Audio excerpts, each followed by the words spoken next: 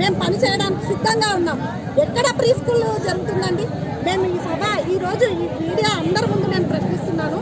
అసలు ఎక్కడ P1 P2 ప్రోగ్రాంలు జరగటం లేదు. దీనికి కారణం మీరే, అధికారులే.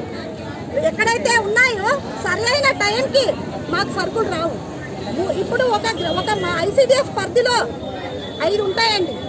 5 సెక్టార్లు ఉన్నప్పుడు ఒక సెక్టార్కి గుడ్లు ఇస్తారు, ఒక సెక్టార్కి పాలు, ఒక సెక్టార్కి పాలు ఇస్తారు, ఒక సెక్టార్కి గుడ్లు.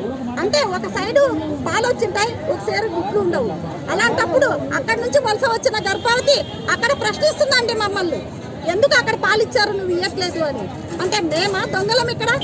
మీరు పై అధికారులు అన్నీ సక్రమంగా పాలు, గుడ్లు, రైసు, దాలు, ఆయిల్ అన్నీ సక్రమంగా ఇస్తే ఒక కార్యకర్త ఎందుకు ఇవ్వదండి?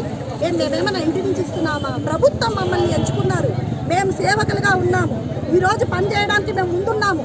అలాంటిది మీరు కరెక్ట్గా ఇస్తే మేము ఎందుకు పంచము, ఎందుకు చేయము పని అని మేము ప్రశ్నిస్తున్నాము.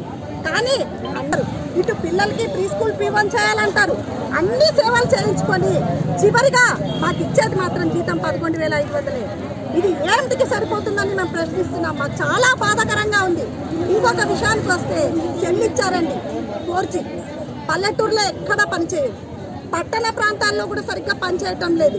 వాళ్ళు ఇస్తున్నటువంటి యాప్ల్లో అటు కేంద్రానికి మేము సబ్మిట్ చేయాలి, ఇక్కడ రాష్ట్రానికి అదే పిల్లల్నే సబ్మిట్ చేయాలి. 2 యాప్ల్లో 3 యాప్ల్లో పనిచేస్తూ వాళ్ళకి అన్నీ సేవ్ చేసి సబ్మిట్ చేస్తేనే అక్కడ రిపోర్ట్ పోతుంది ICDS ఆఫీస్కి. పోలేని పక్షంలో మాకు మెమోలు ఇస్తారు. ఇది న్యాయమా వాళ్ళకు? అంటే యాప్లు ఇచ్చిన, మీరు యాప్లు ఇచ్చారు,